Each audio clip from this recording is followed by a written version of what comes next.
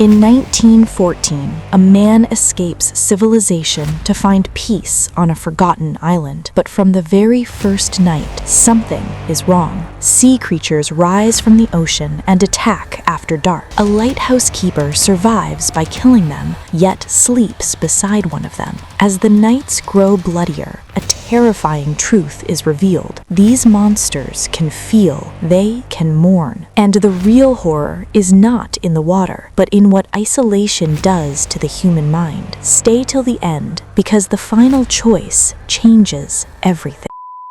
Our main character is a young Englishman whose name is never told. He has been traveling on a ship for 67 long days across the sea. His destination is a remote and lonely island in the South Atlantic Ocean. He is going there to work as a weather observer for 1 full year. He will live alone and record weather conditions every day. On the last day of the journey, the Englishman is standing by the ship's railing, quietly smoking a cigarette. The captain of the ship comes to him and starts a conversation. The captain tells him that when the man decided to leave for the sea, people asked him one main question: "What are you running away from?" The captain asks him the same thing, but the Englishman does not answer. He stays silent. Soon, the ship finally reaches the island. The crew helps the Englishman unload his belongings and carry them to the small cabin where he is supposed to live. While walking around, the Englishman notices something strange. There are no birds anywhere. The place feels lifeless and quiet in an unnatural way. The captain also notices something odd.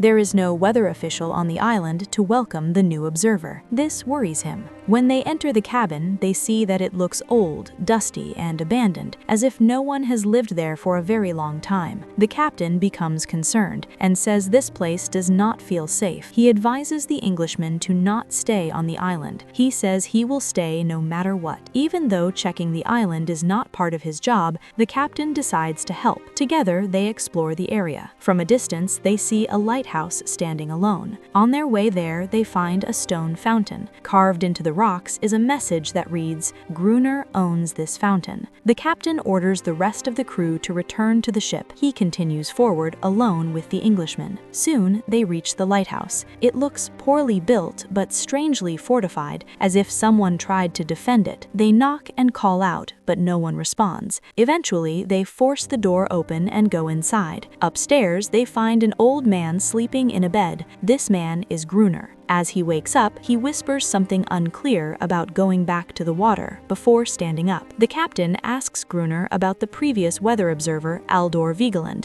Gruner coldly says that Vigeland died of typhus. The captain and the Englishman leave the lighthouse. Even now, the Englishman still wants to stay on the island. Before leaving, the captain offers him a gun for protection. The Englishman refuses the weapon. The captain leaves by boat. Now alone, the Englishman returns to his cabin. He begins cleaning the place and setting up his weather instruments. While organizing the desk, he finds a journal left behind by the previous observer. That night, he sits by the fire and starts reading it. At first, the journal seems normal. It contains notes about plants and animals on the island. Inside, he also finds a photograph of a woman wearing a wedding dress. On the back of the photo are the words Mrs. Vigeland, and beneath that, love, love, love. The Englishman realizes she must have been Vigeland's wife, but as he keeps reading, the journal becomes disturbing. There are drawings and notes of strange sea creatures that attack humans. One sentence stands out clearly: Darwin was wrong. The next day, while taking weather measurements on the beach, the Englishman notices perfect circles made of stones and shells arranged in the sand. They are too neat and precise to be made by nature. That night, while eating dinner inside the cabin, he hears strange noises outside. There are growls, scratching sounds, and heavy hits against the wooden walls. He slowly walks toward the door. Suddenly, a monster's paw slides under it. Panicked, he runs to the basement and locks the door. Through a small hole in the wood, he watches what is happening upstairs. Then, he notices something horrifying. A creature is watching him through the same hole. In fear, he pushes a knife through the hole and stabs the creature. The monsters do not leave, so he ties the basement door handle to the stairs to keep it shut and spends the entire night hiding there. The next morning, he comes out. He sees bloodstains on the floor and strange footprints leading across the sand. Terrified, he runs to the lighthouse for help, but this time, the door will not open. He calls out to Gruner again and again. Finally, Gruner opens a window and throws water at him. He angrily refuses to let the Englishman inside and tells him that he should have stayed on the boat. With no help, the Englishman returns to his cabin and prepares for another night. He seals all the windows, blocks the door, and places a circle of wood and books around the cabin. He pours lamp oil over everything. Inside, he loads a rifle. That night, the creatures return. They slam into the windows and doors, slowly breaking through his defenses. He shoots several of them, but there are too many. Desperate, he lights a torch and throws it onto the oil-soaked circle. A massive fire erupts. The monsters flee, but the fire spreads out of control. The cabin catches fire. Burning his hand, the Englishman escapes and hides behind rocks on the beach. Rain starts falling, and he spends the night there. The next morning, he returns to the cabin and finds it completely destroyed. He wraps his injured hand with a cloth, grabs his rifle, and secretly follows Gruner to the fountain. He prepares to shoot Gruner, but suddenly, a female sea creature wearing a sweater attacks him. He pushes her away and aims his rifle at her. At that moment, Gruner appears and aims his gun at the Englishman. Using the creature as leverage, the Englishman forces Gruner to lower his weapon. Gruner asks what he wants. The answer is obvious: shelter and safety. Gruner finally agrees to let him stay at the lighthouse. She obeys. Before leaving, Gruner gives the Englishman a name: Friend. They return to the cabin and collect supplies. Friend believes the previous weatherman did not die from illness, but was killed by the creatures. Gruner neither confirms nor denies this claim.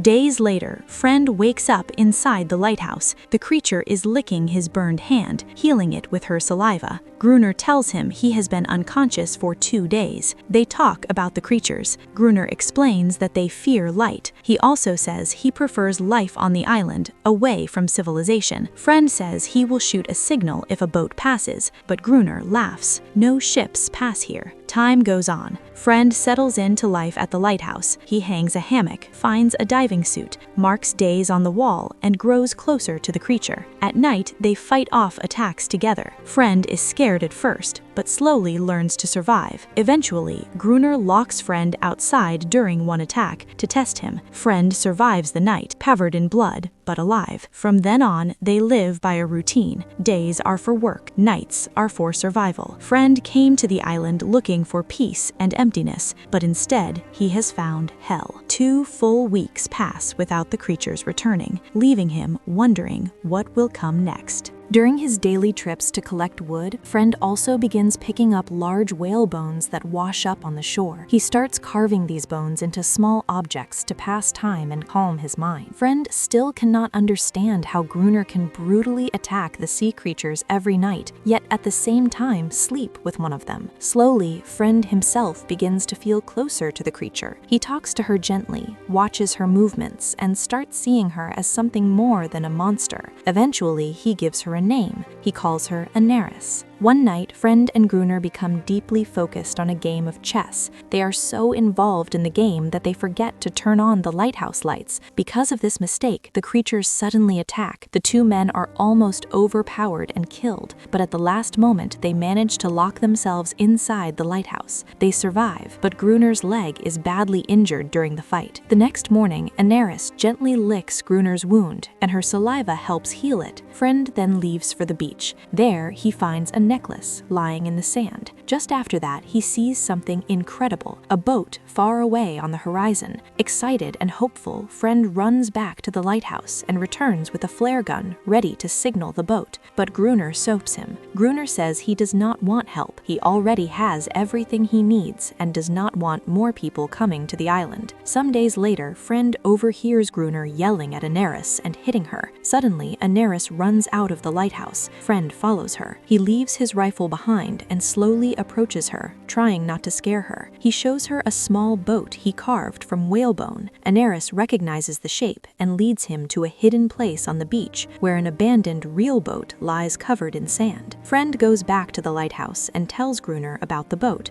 Gruner admits he already knew. He says leaving on that boat would be useless. Friend would either starve or be killed by the creatures. Gruner explains the boat once belonged to a Portuguese man who survived a shipwreck but was later killed by the creatures. That ship had been transporting dynamite, which Gruner believes is now water-damaged and useless. Friend then shows Gruner the old diving suit he found earlier. He believes he can use it to dive down and retrieve the dynamite to destroy the creatures. Gruner refuses, saying it is a suicide mission. The next day, Friend starts repairing the abandoned boat anyway. He's distracted when he hears Aneris singing in the fountain. Drawn by her voice, Friend removes his shirt and joins her in the water. Gruner watches from afar and becomes jealous. Later, back at the lighthouse, Gruner throws the diving suit at Friend and says he has changed his mind. They sail out together to the shipwreck site. Friend puts on the diving suit and dives deep underwater. He finds the boxes of dynamite and ties them to a rope so Gruner can pull them up. While working underwater, two child sea creatures appear and accidentally knock Friend down. His air begins to run out. Friend removes the diving suit and swims back up to the boat by himself. Back at the lighthouse, they open the boxes. One is ruined by water, but several sticks of dynamite still work. They bury the dynamite in two lines outside the lighthouse, one close to the walls and one farther away. Winter arrives. Snow begins to fall. A full week passes without any creature attacks. One morning, Friend finds Gruner outside on the balcony, almost frozen to death, holding the detonator all night. He forces him inside to warm up, but before following him, he disconnects the detonator wires. 3 more weeks pass without attacks. Gruner becomes paranoid. He hits Aneris, believing she warned the others. He decides they must set a trap.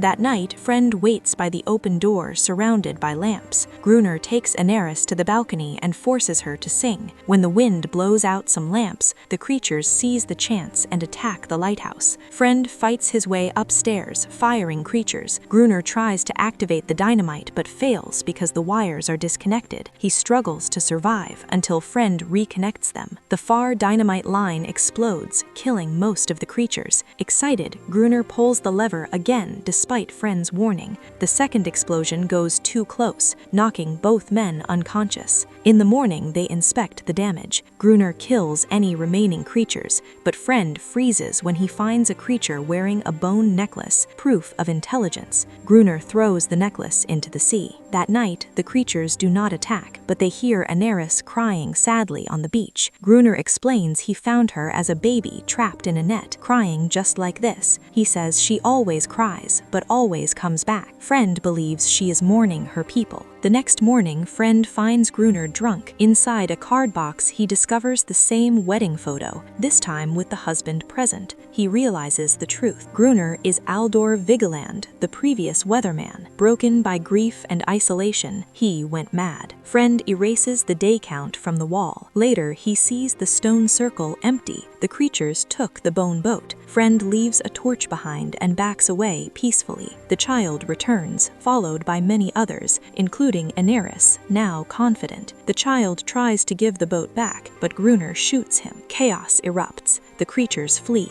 Aneris looks at Friend one last time before leaving. Friend attacks Gruner. When Gruner raises an axe, Friend says, Aldor Vigeland is not a murderer. Gruner breaks. Whispering, love, love, love, he walks outside and lets the creatures take him. Time passes. Officers arrive to replace the weatherman. Friend lets them believe Gruner died of typhus. As war begins elsewhere, Friend watches ships pass. The final scene shows Aneris running along the beach, then disappearing into the sea.